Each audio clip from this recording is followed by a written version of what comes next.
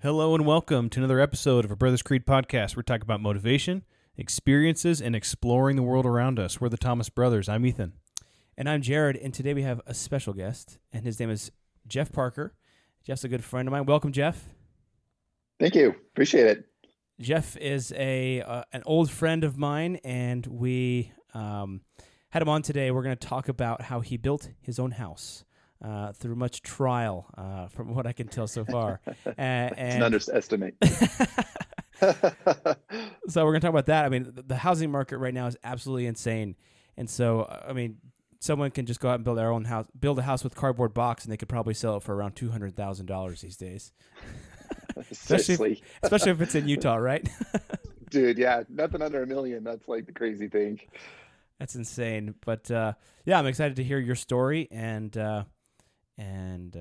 just understand what maybe talk to our listeners and also myself what maybe those steps might be to build your own house and to claim your own stake in this world. So maybe save a little bit of money too in the process, hopefully. Yeah, that's the idea. So, all right, well, let's get into it. Let's go ahead and dive in. Spartans! What is your profession? Any man who must say, I am the king, is no true king. What I do have are a very particular set of skills. Skills that make me a nightmare. If I can change, and you can change, everybody can change! Let us all unite! Let us fight for a new world, a decent world.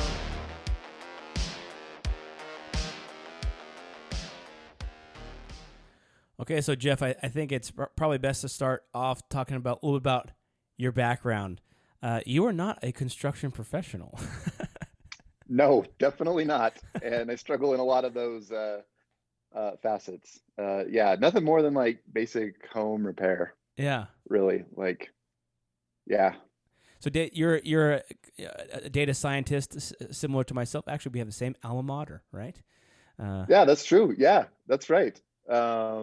Yeah, both went to Northwestern. Yeah, and so I think it's interesting having someone like yourself who has gone through this process because, you know, a lot of people out there might not have that technical background in construction or some type of carpentry or other skill set that you would think would make them, easily able to build their own house or know what to do.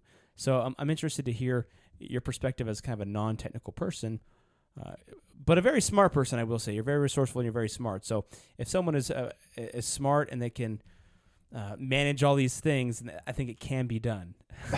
Oh, my word. Well, it included a lot of watching YouTube videos. Yeah, there you go. Which is also kind of how I've learned a lot of things in my career. So, yes, I saw this. I saw this one thing that was hilarious. It was like what I thought coding was and being a data scientist was going to be, and it's like this guy, and he's got these, this matrix stuff coming down the screen, and he's got these charts, and it's like this cool. It's like you're a spy in a spy movie, and he's just like pounding on his keyboard, and it's like what being a data scientist is actually like, and he's like just this guy sitting and watching a video of some Indian guy explaining how to do some type of code. Yeah. And then that, and I've seen that one too, a variation of that, and he looks it up on Google, and it's like how to on Google, and then he's like, oh crap, like swears several times. Copying lines of code from Google and just jumping it in. Yes, yeah, copy Stack and paste Overflow. from Stack Overflow. Yeah. So, well, let's start maybe at the beginning, Jeff. You and your wife, who is wonderful, by the way, you guys just started, and you guys are a great team. And you had to have been. If you weren't a great team, you guys would have been divorced by now, right? Oh, for sure. We were, yeah, I would say that was actually one of the biggest learnings we had was really like how to get along with one another and how to like work with each other like on a professional level. This was like kind of like a surprise to me. Kind of sucks working with your wife at times. There's advantages and disadvantages, that's for sure. But yeah, like moments were stressful. Money is crazy, right? Big decisions are being made. Like, yeah, it's there's tension on the marriage for sure, like stress. But like through that, it just makes the marriage stronger, right? Yeah. So I would say, what's the timeline? When did you start building the house? And when did you finish? So was this like pre-COVID or during COVID or? Oh, dude, right in the middle of COVID, man. Oh. Things Because I'm were, sure that probably added a bunch of stress on the relationship even as is. oh, dude, nothing like dropping a couple hundred thou and being like, I've made a tiny, massive mistake. It's like the economy is going to hitting the fan. And, here we are trying to build. Nobody's working. We can't find any workers. We can't find any materials. And the economy's bottoming out. And like, is the housing market going to bottom out too? Like, have we just really messed ourselves over? Yeah. That was, it crossed our thought. So we purchased about a year ago the lot. Sorry, this is a year and a half ago. And then we built over the course of 6 months. So we completed the project, groundbreaking to move in within 6 months. Oh, wow. That's pretty fast for doing it on your own. Now, The professionals usually do it in about a year. yeah. Now, tell me about like when this started. Like, what did you guys said? Like, oh, we want to build our own house. Like, where are you guys living again? You're living in obviously Utah, right? Yeah. So we live in a small town in Utah called Midway. Okay. And we moved to Midway after the grad program, Northwestern, moved from Chicago. And we're back looking in Utah. We were from Utah, I have roots in Utah. And we were looking around and we're like, oh, well, look, my employer's, close to that, close commute. And it would be fun to live there for like a little while, like a year or two, maybe just while we're looking for other places. And so we moved to this town. It's called Midway, Utah. It's kind of by Park City, kind of close to the ski resorts, and loved it. We're like, hey, let's buy a house here, and we could not buy a house here. There's no way. Like we looked at all these houses. The inventory or the price, or both? Both really, yeah. I mean, like price is a function of inventory, right? Yeah. But we not only were we looking at Midway, but we were looking all over. We were looking across the Wasatch Front. We were looking in Provo, and we were looking in Salt Lake, and we were looking just elsewhere as well. And we got kind of serious about it. Like there was some, right? We put in a couple of offers, and then other people beat our offers, and that is like right when like the housing market really started to take off. And so we put in an offer, got denied, or put in a counter offer, and by the time we countered that, someone else had swooped in, and then things just went gangbusters. So we're like, okay, look, there's one house in particular that we loved, and it was a fixer-upper. We thought it was a good price. They just dropped the price by $50,000. I'll just tell you the numbers. It was the house was listed at $350,000. That's actually pretty They good. had just dropped. Yeah, no, it was great, dude. That's not what it is now. Yeah, now it's probably like $550. Yeah, they had just dropped the price to. Sorry, excuse me. The price was at $400, and they had just dropped the price to $350. Okay. And we're like, that's a big price cut. Like, let's put an offer in on this. And so we put an offer in on it that was $20,000 below that, and they countered, but they countered just like, well, we're 15. So we're like, sweet, this is awesome. Like we got it. Like this is well within our range. We're so excited. And so we decided, well, we'll counter one more time and see if we can just shave off like 5,000. Dude, we did that. And then our real estate agent called us, and it was like the most heartbreaking call. He's like, someone came in, they offered full price, the original asking price of whatever it was, $450 cash offer. Oh, and we're like, are you kidding me? Like we had just bartered them down to like, yeah, we just bartered like 75 grand off of that, and they just came in at like full price offer, and we're just like, this is ridiculous. Gosh. It's probably some investment company. Yeah. Actually, it was a flipper. They it was a fixer upper. Yeah. Too, and they fixed it up, and they did a terrible job of it. And but it looks nice, and they're renting it out, and the amount that they're renting it out for is obscene. And here it was, just a grandma house. Wow. So then you're like, screw this, I'm making my own things. Walk us That through was how you it. bought the Yeah. land, or like how much land did you buy? How did you go about doing that? Yeah, so the land is it's a half acre. Land, at least in Midway, is plentiful, I would say, right? It's like kind of a more rural community. The land though is generally in like large chunks, right? So which is above our price bracket. So 10 acres here, 50 acres here, 12 acres here. Oh, we can't do that. We tried to get a couple friends on board to go in with us, like a couple that we could like potentially subdivide, but we couldn't like wrangle the cats enough to like just execute on that. There was one parcel that was 4 acres, overlooked a lake nearby called Deer Creek, which would have been awesome. We each would have had a full acre lot.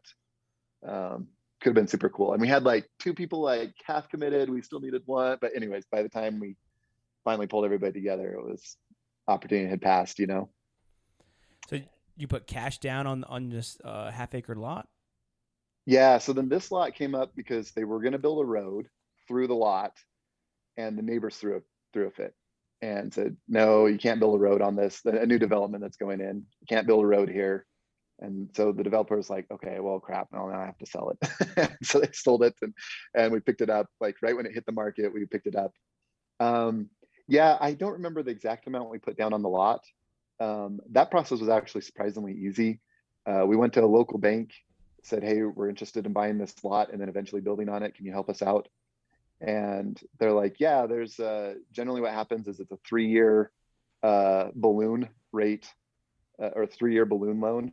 So basically it's like you have it for 3 years. You have to build within 3 years or start construction. You have to at least transfer it to a construction loan within 3 years." Mm-hmm. And the interest rate wasn't, I don't recall exactly, but it wasn't like crazy. Like, and I can't remember how much we put down on it, but yeah, we put some money down on like 10%, maybe not even that. Mm-hmm. Okay. So then you got your lot. Now walk us through what's next for you guys. Well, what was next for us was getting wet feet. We almost sold the lot. Oh, really?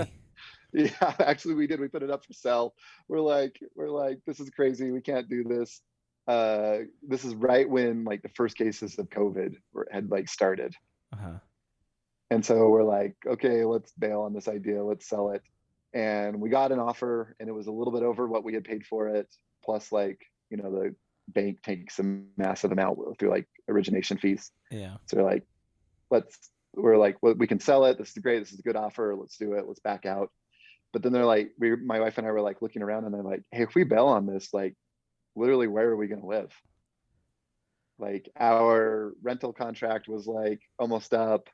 We looked at houses in Salt. Again, we kind of like went through the motions again. We looked at houses at all the same places that we were looking at, and literally nothing was appealing or within our price range or anything. So we're like, all right, let's do this. Let's build. So, I was gonna say, so at that point, you're like, okay, you made the decision. We're gonna keep it. We're gonna build, and then I guess you're not a contractor. What went through your mind? I mean, you said you're watching YouTube videos. Were you like, okay, well, I can kind of be the unofficial contractor on this, and I can sub things out, and I can kind of man that whole process? Or were you more along the lines of, I'm just going to hire a general contractor to do it all, and then just kind of not sit back, but just kind of let him do his thing? How did that thought process happen? Yeah, so we were starting, and we kind of had already looked at this while we were buying the lot.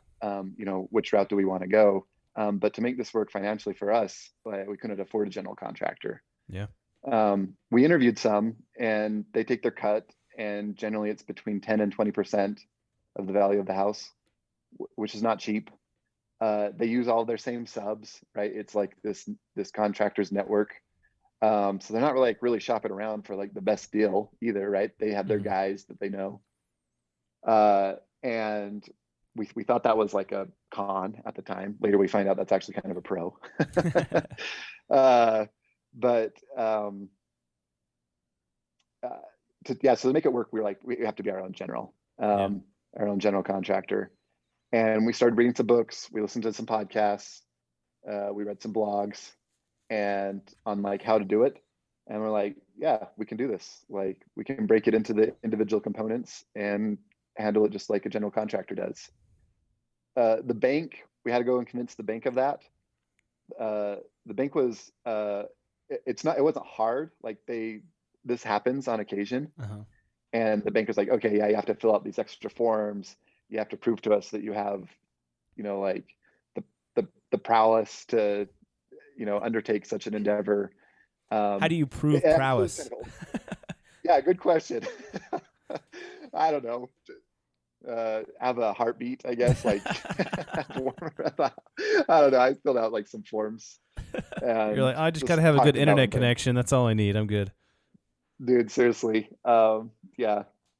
The bank was like really old school. Like nowadays, I feel like bank transactions, and Jared, you probably know this all too well, feel a little bit what's impersonal. The word? Like impersonal, exactly. Yeah. And like banks back in the day, they used to be like old school, right? Like you'd go meet with like the bank president and be like, "Excuse me, sir, I would like a loan, please. Yeah. Like, I plan on investing in a business, and here's my business plan." Yeah. And banks aren't like that anymore, except for, in our case, we went to this very local, the only bank in town actually, and it was literally a credit like union, that. or like was it just a small credit union, or was it actual bank? This is an actual bank. Okay. Yeah. So most major banks, they usually have to be like small local banks. Uh-huh. In our case, it was a bank. We worked with a credit union as well, a local credit union, and started down that process. But the bank just impressed us with their ability to get things done. They were kinder, nicer, and seemed more with it. Yeah, that's good. So once they gave you the green light to say, okay, we believe in you, go to it. Like, what was your first steps into actually building this house? Yeah. So first step is the design phase. And a lot of people think building a house, I mean, what would you guys think is the first step? Like blueprints. Blueprints, right? Yeah. And like to get design. blueprints, you need an architect, right? Yeah. Architects, turns out, are really expensive. I would think so. And we're like, that's too expensive. And but what you can do is you can hire a house designer. And actually, if you just look on the internet, Pinterest as an excellent resource, man, there's tons of like house plans out there, right? And so literally we hit Pinterest and we looked around and we found a house design that we really liked. And then we took it to a designer and said, "Hey, can you turn this into a house for us? Can you turn this into a set of blueprints?" Mm-hmm. And he's like, "Yeah, absolutely." Like, and we wanted to change around a couple things. A couple things needed to be adjusted to fit our lot. Mm-hmm. And move a room here. We added like a little mudroom area here, and but yeah, that was basically it. And that was literally 1/10 of the cost. Oh, wow. Of the architect. So, well, I mean, you think of it, if you just go to an architect and you like go from ground zero and you're like, this is kind of what we want. And then they kind of draw something up. But I like that you just kind of go find something that you like and then tweak it a little bit here and there that already exists. Yeah. Well, we talked to some designers and they're like, this is what you do. Like, just go find stuff online and then like, we'll adapt it from there. Cause that's like what they can't like design something from the ground up. They're like, we don't know you. We don't know everything that you want. Like, find a couple. Some of the designers were nice and they're like, find us a couple things that you really like. And so that you can tell us and show us what you like about them. And then you show us and then we'll adapt the plans. But we pretty much found a plan online that was pretty much exactly it. Awesome. Now, how big is the house? I believe it's 26,000. 2,600. Excuse me. So, man, you guys built a castle. Dang, man. Yeah. Was this 10 stories? No. Yeah, on a half-acre lot. Yeah, excuse me. No, 2,600. It's 4-bedroom, 3-bath. 2-car garage? 2-car garage. Detached garage. Detached garage? Yeah, detached. That was one of the things that we really wanted. We really wanted a detached garage. Oh, why is that? Just like the plan is like a really old, like a 1930s kind of style, gabled roofs, dormers, detached garage that's like set in kind of in the backyard a little bit. Yeah. So you're gonna have to send us pictures, by the way, because we'd love to see the pictures. Yeah, absolutely. Yeah, some during the process and then a final product too, so we can kind of see it. So you got your plans, and then you're like, okay, let's start paying people to do stuff. Let's break ground. You could do a groundbreaking ceremony with you and your wife. We didn't. I wish we would have had more of a ceremony. We did not, but that was a very exciting day, I recall. And we went over there. So groundbreaking before that is the permitting stage. So you got your blueprints. The designer works with an engineer to get those like reviewed structurally through an engineer. So yeah, and then you have to get city permits. Those honestly took a long time, and the slow wheels of our government turned, and we paid them a lot of money to get that little stamp on our blueprints, and eventually they did. And then the land gets surveyed, right? So then you have a survey company come and stake out your land, and they do some other things like make sure you're not building on your neighbor's property, which remind me later, that was an interesting story. The survey was out there several times, making sure that we were within our bounds, within our boundaries. And then the groundbreaking ceremony. So building, you really kind of just have to break it down into the components, right? So the design stage, that was number one. Then the survey stage, that was number two. And then the excavation stage is number three. And so we hired an excavator. And at this point in time, we kind of had an actual general contractor that we were that we knew very well, and we were paying him, but we asked him to kind of manage these first three tasks because we were really worried about the foundation. We don't want any foundational problems. That's your whole house good advice. Your whole house can be destroyed if the foundation isn't right. Yeah, right. That's the analogy everybody uses, right? Got to make sure you have a firm foundation. That's right. If you mess up on the drywall, you can easily fix that. But if you mess up on the foundation, drywall's easy to fix. The whole thing is hosed. Yep. Which is funny because there were some foundational issues actually as well. Which one thing that we learned throughout the whole process is literally everything can be fixed. Everything can be fixed. It's just time and money. It's just time and money. So once we kind of like realized that, we were like, okay, yeah, we can, like we made mistakes were made, and not only by us, but by others. And it's just time and money to get it fixed. Were you guys there like every day? I mean, during the process, or were you kind of going in daily and checking on things? Or, I mean, I know you guys were kind of manning a lot of these subs and everything else. How involved were you on the day-to-day on site? Yeah, we were there almost every day. Every day there was somebody there, and they would inevitably have questions. So a lot of times we were meeting the excavators, we were meeting the framers, we were meeting the footing crew, we were meeting the foundation crew. All throughout the time, like then other stuff comes up, then the neighbors are like, "Oh, you're too close to our property line. Like the rule is 10 feet. You got to be 10 feet away." And then okay, you got to get the surveyor out there, meet the surveyor, discuss a plan.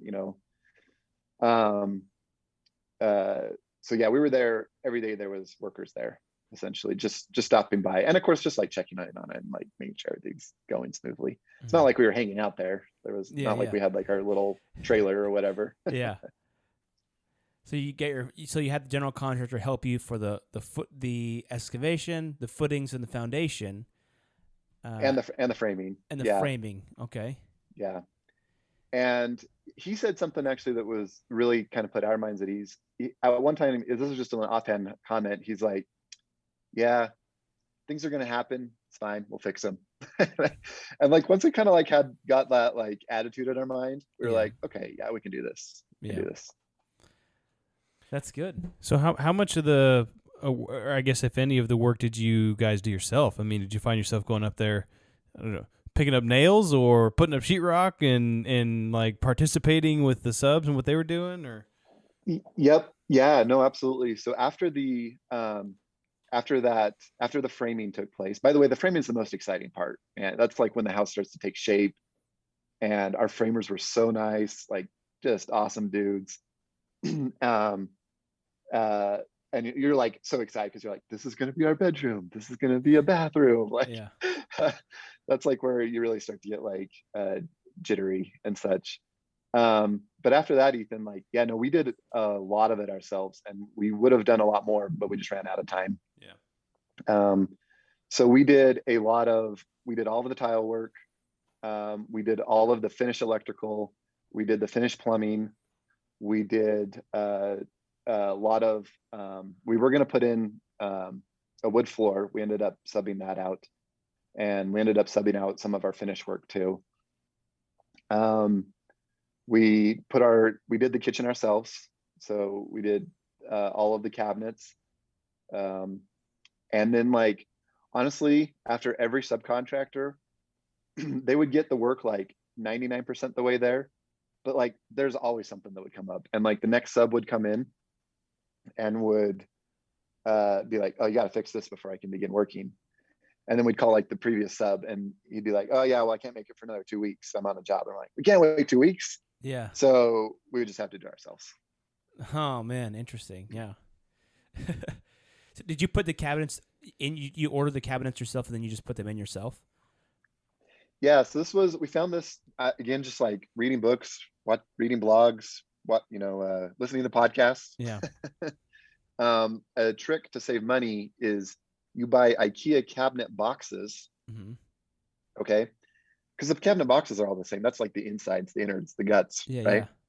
Yeah. And actually they're quite nice. Like the IKEA, like you can have like buy a bunch of like cool like cabinet accessories, like drawers within drawers, and like a spice dealie, and like a little like Lazy Susan thing that comes out. So you buy the IKEA cabinet boxes, and then there are companies out there that will make cabinet fronts, cabinet doors that are made to fit on those IKEA boxes. Oh, then you buy something nice that looks really good.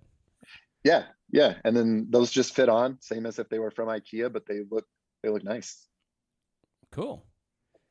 I bet that's cool. Kind of like, how do you feel? You're sitting in this house, or you're walking through this house, and you're like, I did that. Is it kind of like, it's got to feel a little bit different than just like, oh yeah, we bought this done, I mean, like, after all was said and done, like, my wife and I are like, this is the biggest accomplishment we've ever done in our lives. Or like, do you ever, we were, I was just, do you ever walk by something too and you're like, that's a little crooked, but whatever. Oh, dude, I know all the places where things are off. Yeah, no, I know where there's every like bump in the floor, and where the walls aren't perfectly straight. And so I'm all too aware. I can imagine. Yeah. I think some of those things might drive you some of those things drive you a little bit crazy? Like, I mean, there's things that when I've done big projects, and like there'll just be like one corner that's like messed up, or one little thing wasn't quite as smooth as I had hoped, or one paintbrush stroke wasn't as like I liked, and so every time I see it, I just see that one flaw. There's definitely that. I guess we've just learned to not let us bug us. Yeah. And like, you talk about like a creed. There's the expression, don't let perfection become the enemy of good. Yeah. Or progress. I probably boggled that. Yeah. Yeah. Or perfect is the enemy of good enough, or I think something like that. Or it's like don't let perfection impede progress. Yeah. Yeah, that's basically it. And like, dude, there's like tons of places where the tile doesn't line up just so. But I bet you're the only one that notices that. I bet you if someone were to come in the house, they would never notice it. Unless they were like very detailed people and like following grout lines and stuff. But yeah, that's what people say. But yeah, no, I know where those places are. That's for sure. But I also say I go into other people's houses, and this is odd too. Like, I definitely find myself noticing things that I never would have before. Yeah. So especially like model homes, I still, we still like going through like model homes or all the other new construction that's happening in our area. And like, oh yeah, look, they didn't put the door, the finished work on the door just right. Or, oh, look, they got their outlet crooked. Or, oh, I see what they did. They just got a bigger outlet cover to hide that hole in their wall. Yeah, we did that too. So you said that when you were kind of in this initial phases, you ran into an issue with easement or with the neighbor. Tell us about that story. Yeah, so we had heard this before too, kind of just like reading the blogs and whatnot. They're like, don't become too close of friends with your neighbors until you move in, because they're kind of, they can be very adversarial during the building process. Like, the construction workers are loud, and you're clogging the road, and like people have opinions and you don't want them to like impose their opinion on you. Right? Like this is, you know, just advice for like any, you know, developer out there, you know, even if it's just a single house. Yeah, our neighbor next door, who initially we were quite scared of, at one time we were building so there's two issues with the easement and our property lines. We were just building too close to or what they thought was too close to their property line, and we're pouring the foundation and can't really like move the foundation a little bit once it's poured, right? So we're like, okay, we got to do this right. And the inspector is out there too, and our neighbor just kind of made a kind of a racket about it, and they're like, okay, well, let's go grab the surveyor, pay him another $200 to come do another survey, really mark it out, you know, put that tape right on the property line, measure from that tape. And they did, but in the process, like during that time, the inspector came and like failed us and like put us back like 3 weeks or something like that. Failed you for what? Failed you for what? What happened is they were putting the molds for the foundation, or sorry, for the footings. Mm-hmm. And they hadn't like quite, because we'd paused because we were talking this property line thing over. So they had paused and they were like literally like 1 or 2 feet from being finished. So they're like 99.9% complete, right? And the inspector comes and she was like, "Oh, you're not finished. Don't waste my time. I'm out of here." And we're like, "What are you talking about? We're like 99% the way there." Like, and she got fired the next day. Oh, really? Wow. Yeah. Was that because of you guys? You guys call and like complain? We have no idea. Oh. Obviously, like there was some larger issues at play, because that was, I feel, a little petty. But yeah. Then the other issue is side of our property is a sidewalk easement. So it kind of just runs like there's not a road or anything, but there's a sidewalk / utility easement. And I say sidewalk, but it's not paved. It's actually just a gravel pathway. Oh, okay. And beneath it are city utility lines. And we're going to a surveyor comes and he stakes out the corners of your house and different parts of your house. And shoot, I'm trying to recall exactly how this went down, but we're digging down, or the excavator is digging down, and he hits the city water pipe. And it's going to be like right underneath the corner of our house. And we're like, we can't have that, right? Can't have city water running underneath our house. And so we call that developer, and there's and we say, "Hey, come over here, like ran into an issue. Like you put the city, that developer was the guy who had put in the main water line through that easement." Like, you know, it's like, sorry, but you're not on the easement. We're not like right there. And it kind of came at like an angle and just barely like nicked the corner of our house. So like at the back of our property, they were off by like 10 feet, right? But like at the corner of our house, they were off by like, I don't know, inches, right? And so we're like, "Hey, can you like move your pipe over?" And they're like, "Well, we can't." Well, you know, like we're kind of having like the standoff, and there was probably like about 10 dudes, myself, the excavator, our general contractor, like some helpers, like he had like several excavators. There's basically like probably like 10 of us, and we're all standing around this giant hole, staring into this hole. So we're like, being like, basically like just trying to like convince them like, "Hey, can you go get your you know excavator and come move this big pipe for us, because we need it to build our house," you know. And he's like, "Well, you know, I don't really want to, because it's time and money." In the meantime, our neighbor next door wanders over, and he's in like flip-flops and like shorts and like a big sombrero hat, and he just like hops down into the hole right in the middle of all of us, like right when we're having like this tense moment. We're like, "Who is this guy? Like, what are you doing?" And he basically just like, all of a sudden all of us are just like, "What are we doing? Like, why are we all staring at this hole? Like, should get our act together." And basically told them to you need to move it. And they were a little bit mean, because they moved it at the back of our property where they were way off into the actual easement. But right where our property is, because they were technically within the bounds, they did not move it. And that resulted in us having to move the whole house 18 inches over. So we had to go back to our designer and say, hey, can you move our house 18 inches in one direction? And then we had to move like all of the forms and everything basically over 18 inches. So it really sucked. Oh gosh. So he didn't actually end up doing what you wanted to do. No, he did everything he could, literally like right up to our house. I was like, you moved basically like 80 feet of pipe, but you won't move it like another 10 feet. Like it's kind of low, but whatever, it worked out. Yeah. Man, and your neighbor's like getting involved, and you're like, dude, can you just leave? Dude, can you get out of the hole? We're trying to have a professional conversation here. Oh gosh. Well, meanwhile, he's like poking the. Yep, that's a pipe, and you're like, that's dude. That's why we're all standing here like, get out of here, man. That's so funny. This is our city water pipe. Yeah. So one of the later, he's like, oh, go ahead. Never mind. I won't talk about that. He's just an eccentric dude, but it was fun.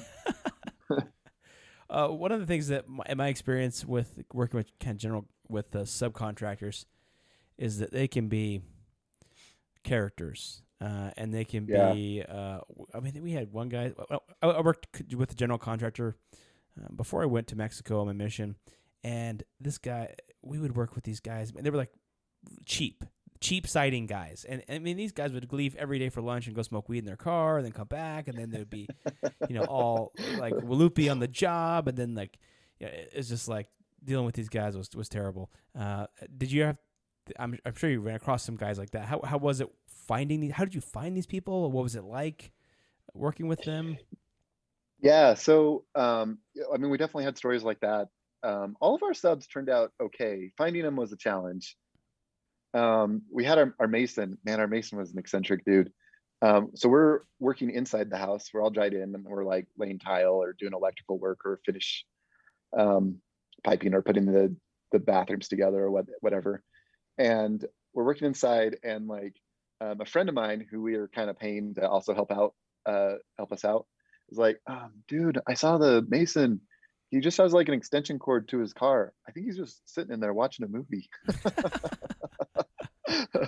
So I don't know. We didn't pay the mason like that much money. Like it was pretty cheap, all things considered. And he took forever. He was taking forever, but we're like, not paying you by the hour. So did he do brick siding or something on the house, or brick? What did he do? It's just like a one side of it is stone, like stonework, like a stone accent. Nice. Yeah. That's funny. Rest is siding. Yeah, I was gonna say a lot of times what was your strategy for paying the subcontractors? Did you do half up front or half and then half when they finished? Or because a lot of times you were saying that a lot of times they get like 95% done and then they'd leave and not finish it. And then if you guys have to finish it, then you're like, dude, I'm taking 10% off and not paying you because you didn't finish it. Or did you ever run into anything like that? Yeah. So fortunately, the bank has a lot of controls because it wasn't necessarily us paying them. It's not like the bank when you get the loan, they give you all the money and just like an account, and you're just like run free. Right? So you would kind of submit their invoices to the bank, and the bank would pay them. That's exactly it. Oh, okay. Yeah. Yep. And they all want to be like paid like immediately too, right? So like as soon as they're done, they're like, hey, pay me. And we're like, okay, we're submitting this to the bank. Some are better than others. Like the larger, more professional crews, like they're like, yeah, pay us eventually. Like they won't make waves. The smaller guys are like, hey man, can you, like our concrete guys, like want to be paid like the day of, which we had cash on hand, like the money that we were contributing, right? And we just found it better to like pay them like immediately. And like the concrete guy, like we saw him, like we paid him, and he wanted half up front and then half at the end, so we paid him the half up front in like cash, literally like $100 bills. And like we saw him take that and then go like pay the cement truck also in cash that had just shown up at our house. So I mean, they're dealing with like money too, right? Like they're trying to manage their money in the same way. But yeah, you basically just submit it through the bank, and then every so often like the bank does like draws and then like pays all the contractors kind of at once. One thing I would suggest is a lot about like half up front, half at the end. Only pay contractors half up front if like literally it's needed for materials. So like one guy, our painter, an exterior painter we were hiring, we paid him, he wanted half up front and half at the end. And, but we had all the paint already purchased and all the supplies pretty much already purchased. And he's like, oh, it's just how it is. And we're like, okay, yeah, go for it. Okay, whatever. Here's half up front and you can get half at the end. And dude, he was terrible. But we ended up having to fire him. And that was not a yeah, because you're out half when you have to pay somebody to redo the whole job. Yeah, and so like you're not supposed to paint when it dips below a certain temperature, and it was like I think it's like 40 degrees, and it was like 20 degrees. It was like icy. There's like icicles and stuff, and we're like, dude, the paint is not going to stick. Like it says like clearly on here, like we can't paint these temperatures. Like you got to pull off. And he was pissed, right, and threatened legal action and like all this and blah blah blah, and we're just like, sorry. And then we just ended up having to do it ourselves later once it warmed up. Oh man. So did you ever really get into it with anybody? That was the closest. That and also when they wouldn't move the pipe that last 10 feet, that was probably the closest. Generally our subs were like really good. And Jared, you asked about like how to find subs. I mean, we did a lot of like Google searching and like cold calling and whatever, just like looking around. But one thing we found was really helpful is just like talking with the other contractors. So like, hey, electrician, do you know a plumber or do you know like an HVAC guy? He's like, yeah, I know this guy. He's like really good. And that was really nice. Those ended up being some of our best subs. But another technique too is even just on a cold call, just like ask just people like that who you don't even really know. Like, do you have any referrals for like this other, like, hey, roofer, do you know any like soffit and fascia guys? Yeah. It's like, oh yeah, they'll give you a couple of names. And even if you don't go with that roofer, you still call those soffit and fascia guys, and you're like, hey, this roofer like referred me to you. Yeah. And then also they just like pick up. It's like immediately like you're talking with somebody completely different because they want more referrals from that roofer, right? So all of a sudden they're giving you the time of day. So that was really nice. That's interesting. So you talked about some of the issues you ran along. You talked about the easement issue. You talked about this painter guy. What were some of the other issues that roadblocks or speed bumps you ran into along the way that you didn't think about that you would run into before? I mean, there were so many, right? Like there's like all these little things that like literally every day there was something stressful or that would take place that were like my wife and I were both like stressed over, like, why isn't this happening? But something that was actually kind of like a little bit of a more broad roadblock that we wouldn't have really considered was actually construction is a very male dominated field, right? And my wife and I, to finish this, we kind of divided and conquered like, some of the tasks and like managing some of the subs, especially when we're dried in and there's like multiple subs showing up on the same day, right? And it was kind of odd, but a lot of people in the construction industry, they don't take females like seriously. And they would like not give my wife the time of day, or were like downright disrespectful or rude. And she would just be like, look, can you call this guy? Like I called him like 5 times. It'll take one call from you and he'll like be there. And which was unfortunately true. And like kind of sad that like that there was kind of like this, male centric attitude in there. Cause like, I mean, she was fully capable too. Like she was doing a lot of the tile work too, right? Like why can't the plumber talk with my wife? Like they're both, getting their hands dirty in the same places. Yeah. So.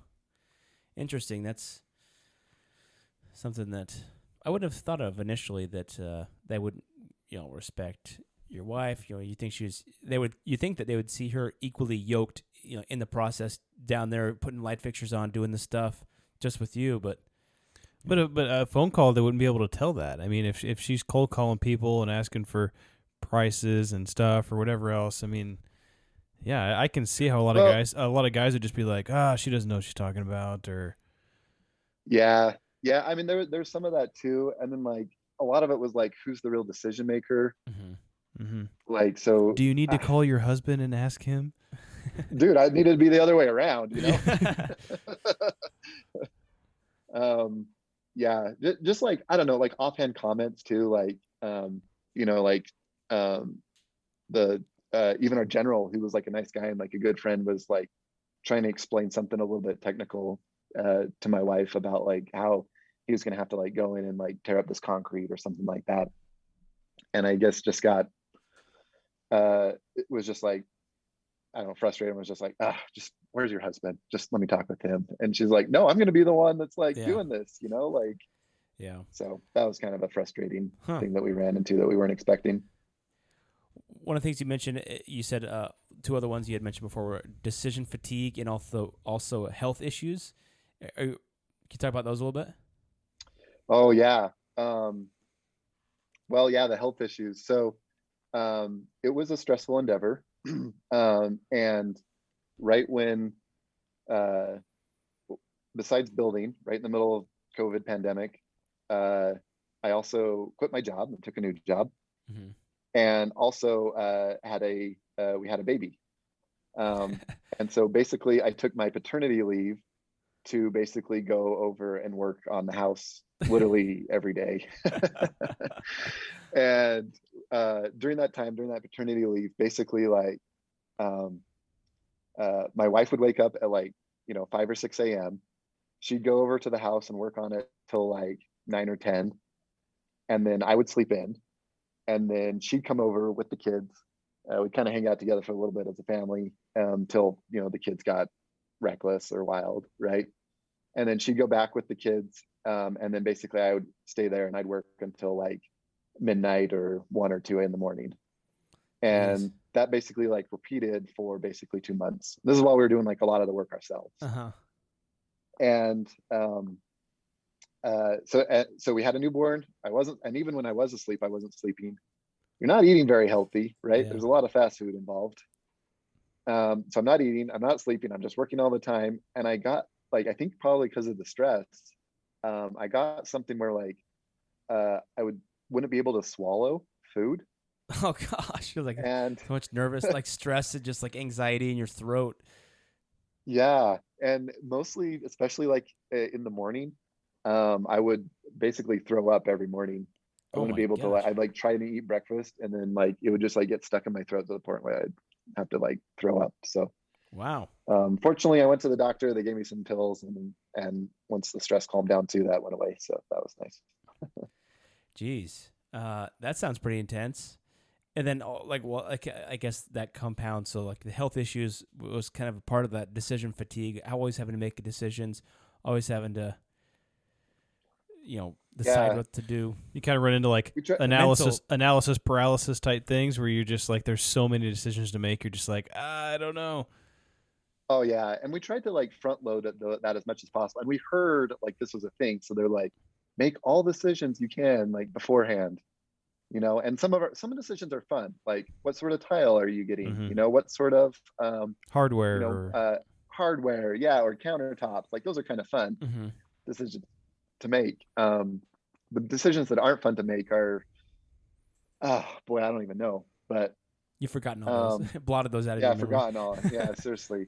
But like, my wife had like some ideas that were like, hey, we should put this, certain pattern in the shower in the master bath. And I feel really bad because I was like, no, I don't want to do that. I don't want to do that. Let's just stick with like this straight, this kind of plain, boring pattern. Yeah. And now I look at it and it's like, man, she was totally right. And she's like, I know, I was totally right. I just didn't have the energy to fight you at that time. Yeah. You got the know-how. You can rip it out and do it. Rip it out and redo it in a couple of years. Yeah, exactly. And I have some as well that I was like, I really wish we would have done this. And my wife's like, yeah, we should have. We wanted to do like a tray ceiling where it's basically just like kind of like the ceiling kind of drops down just like a foot, but like all around the perimeter of the ceiling. Oh yeah, gives it like just a little accent. And like I really wanted to do that in this one room, and she's like, no. I was like, no, this is going to be way better. Like, let's just do it. Just, no. And now, then the other day she was like, we should have totally done the drop ceiling and that. So obviously a whole bunch went into it. Is a stressful, I'm sure, and a rewarding process at the same time. You coming from kind of that data analytics background, I'm sure that you had all the costs and estimates and everything mapped out. You probably had a big spreadsheet or something you were tracking stuff on. How did that? How did all that fit in? I mean, did it really? Was there cost savings involved, or did you stick close to what your estimate were? Did you go over, or how did that kind of the end? Whenever you look back, you're like, yeah, that was financially worth it, or wow, that cost a lot more than we thought it would. Yeah, there was definitely, I mean, all of that. Like, you know, there's spreadsheets. Credit to my wife on a lot of this. There's spreadsheets and there's binders because it's construction, so you end up with a lot of like physical documents just over time. And the bank makes you do them too, right? So this is like part of the process to like make your withdrawals from the bank is you have to like send them all this stuff in a spreadsheet format. But yeah, like there was the bank also says like, you know, plan on a 10% contingency fee and make sure you have a lot of like cash like on hand just for like random stuff that you're going to need, which turned out to be about true. So we ended up spending pretty close to our 10% contingency fee. And staying pretty close to on budget throughout the whole process with that 10%, right? Mm-hmm. The stuff happened. Yeah. Right up until the end. And then pretty much right up at the end, we basically made the decision to sell a house that we had been renting out. Jared, you know this house very well. So we sold the house, and that gave us like just some, you know, cash more money to kind of play around. Yeah, cash on hand. Yeah. Just to, so kind of on some of the finished stuff, that's when we kind of splurged a little bit more than we initially had planned. We literally planned on doing it like on the cheap, like we were really like skimping and saving right up until like kind of the very end. Yeah. It's too bad, man. That duplex was such a cute little home. Good memories there. It was solid. I still miss it. And actually, I'll send you pictures of this house, and you'll be like, "Oh, I see the inspiration for." They're very similar in design, you might say. Cool. But yeah, as far as like cost savings, that was also nice. Like as far as like the general contractors fee, like you get that like immediately. Two is newer stuff just is like appreciates more, or not appreciates more, but like is more valuable like on the market. What's the word? The assessment is higher on it or whatever. Mm-hmm. And so like it definitely like the sweat equity, I guess you could say, we put into it was like it was nice. It was very nice. Yeah. And then the housing market has continued to go crazy, and so it's continued to appreciate, and just even more so. Yeah. But a lot of that is just the market being wild. So not something we were planning on. Yeah. So I guess the end all be all question was, do you feel like it was worth it, and would you do it again? Yes, it was definitely worth it. Definitely took a year off our lives, or more. Well, I think it was 6 months. I think it says 6 months. It took 6 months to do it, but it felt like a year probably. You know, I'm going to live a year less because of the stress induced. Yeah, although it was 6 months, it actually took a full year off. Yeah, exactly. Yeah. But we would love to build again, honestly. And like we've honestly like kind of started looking at some stuff, like some lots and stuff, mostly just because like we learned so much. And a lot of our learnings are just kind of like intangible, and we're kind of like, it'd be a real shame if we didn't build again, because now we know how to build. Yeah. Kind of. So we would love to build again. This one of the books that we read, this guy who does it on occasion and like had it all mapped out. This is like one of his philosophies where like you can be mortgage free after 3 houses. And basically his idea is you build a house, live in it for 2 years, sell it, build another one, sell, you know, and after you've done that 3 times, basically you're mortgage free. So you can be mortgage free within like six months. And, yeah, that's cool. I should also say there's a loophole not a loophole, but just in the tax system that if you self-build and you live in it for 2 years, then you don't have to pay capital gains tax up until a certain amount. Yeah. Which can be very like substantial amount that you also get from taxes, from not having to pay taxes. We did have to pay capital gains tax on that house that we sold because we had not lived in it in the past 5 years. And Yeah. that was a painful bullet to swallow. Yeah. Uncle Sam, he takes Yeah. his cut. Well, I think that you shared so many great things here with us. Before we kind of jump into our question about our personal creed that we ask all of our guests, is there anything else you'd like to share with our audience or with us about anything else that you didn't get a chance to talk about in the process of building a house and going through everything? Just a couple learnings that after this whole ordeal, my wife and I took some notes of like things that we learned, and kind of the key points that I just like to share are: one is the right tool for the right job. So my wife was very opposed to me buying new tools on occasion, and I was always like very anxious to buy like a cool new tool, and we kind of pushed and pulled each other a little bit on that, and I think arrived at like kind of a good equilibrium. But they're definitely like some tools that you need. The best, my favorite is a laser level. Man, that thing has saved us so much. That laser level has been a champ. Also, don't be afraid. Like, don't be afraid to build. Don't be fearful. Like, it seems like building is complicated. But if you just break it into like its parts, it's really not that complicated, dude. All houses, it's basically like a fort. It's like a tree house essentially, just a little bit finer finishes. Nice. Mistakes happen. It's just time and money to fix. And then the other part of the building process is kind of like a chess game. You want to be thinking like 2 or 3 or 4 steps ahead. So don't wait till sub number 1 is done before you tell sub number 2 he can begin work, because that'll never happen. Like, get sub number 2 like on deck, and sub number 3 and 4 like on deck, ready to go. Get on their schedules so that you can just build quickly. Yeah. The faster you build, the more money you save. So yeah, that's true. Well, great. Those are some great tips. Thank you so much for sharing that. This has been a great. I always have the dream of buying, 10 acres or something like that out in the woods, and then building my own house, and just being able to do whatever I want, my own piece of land. That'd be the dream. Do it, Jared. It's not that complicated. Maybe I will one day. I'd love to do that, and I think Shannon, she's on board too. So, well, maybe I'll be giving you a call one of these days and be like, Jeff, I'm making the plunge. I need your help. Fly out for a week, and you can help me. Oh, that's awesome. Yeah, no, love to help. Awesome, very cool. The last question we had for you is something that we always ask all of the people that we interview on the podcast, and it's about their personal creed. So, a creed is a set of beliefs or principles that help to guide someone's actions. This can be anything from a personal mantra or a quote or a religious belief or scripture, and your creed can be vast, right? But we're wondering if you could just share with the listeners a portion of your creed or something that helps guide the actions that you make in your life.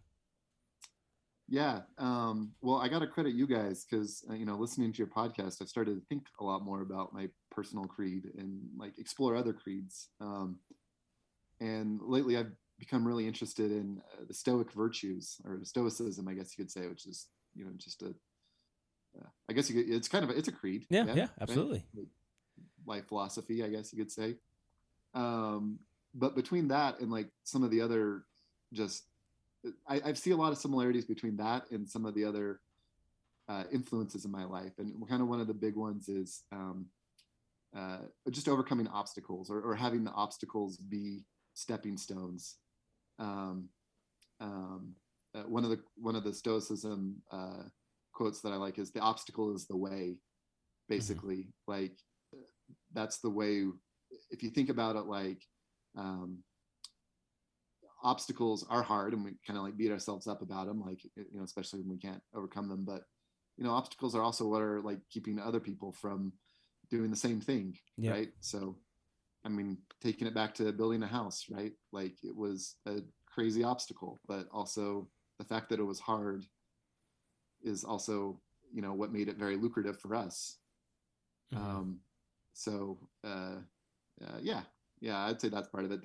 Another part of my creed I've been thinking a lot about lately and been meditating on is just the power of the human brain and like the human like mindset, and you know, having positive thoughts and or even like positive affirmations, like even like verbalizing your positive affirmations and like basically like speaking positivity into existence is also like really powerful. And just like I don't know, the brain's amazing, right? Like the things that like our brain do, it's mind-boggling. I heard a cool thing that was like a guy who had what's the disease where you have like multiple personalities? Schizophrenia? Schizophrenia guy. It's a schizophrenia guy. And one of his personalities required eyeglasses to see, like, and the other did not. And like, you think like that is actually more of like a, physical attribute, but apparently it was something in his brain. Huh. That's really interesting, actually. You guys, if you guys had multiple personalities, you know, maybe one of them will see in color, maybe one of them won't. That'd be crazy. Yeah, that's funny. Yeah, and I totally agree with you. Like that's something I'm trying to teach my boys is like the power of your mind. Because my oldest son, he'll be like, you know, he'll get stuck in his mind that he thinks my wife will make macaroni, and it will have like a different color sauce on it, and he's like, that sauce is disgusting. And he'll say, this is nasty, this is disgusting. And he'll say it so many times that literally it becomes absolutely repulsive to him when he puts it in his mouth. It's like he wants to throw up when he puts it in his mouth. I'm like, dude, it's not that bad. Like, it's only that bad because you think it's that bad. So, dude, that's funny. That happened just today for us at dinner, and we were thinking about that. Yeah. We eat chicken nuggets that were not shaped like dinos. Yep. It's not the same. It's not the same. Dude, I love that. Might have to try that out. My wife and I was all talking about mangoes because we both spent some time in Southeast Asia, and the mangoes there are delicious. At least maybe they are.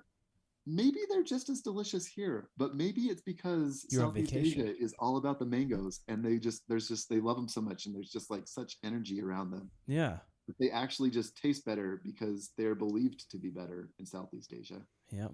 Yeah. I think perception has a massive impact on our lives, and how we think about things is definitely a big part of how we live. Yeah. Well, Jeff, thank you so much for joining us today. We appreciate it. Feel like I've learned a lot, and you've inspired us, motivated us. Hopefully our listeners are also inspired and motivated. And, you know, we appreciate you coming on. And if anybody has any questions or they want to reach out to Jeff because they're curious about building a house, let us know. We can put you in touch. Love to help. Yep. Yeah, so glad to be a resource. Thanks, Jeff. We appreciate you coming on. And to our listeners, let's build that creed together. All right. Thanks, Jeff. My pleasure.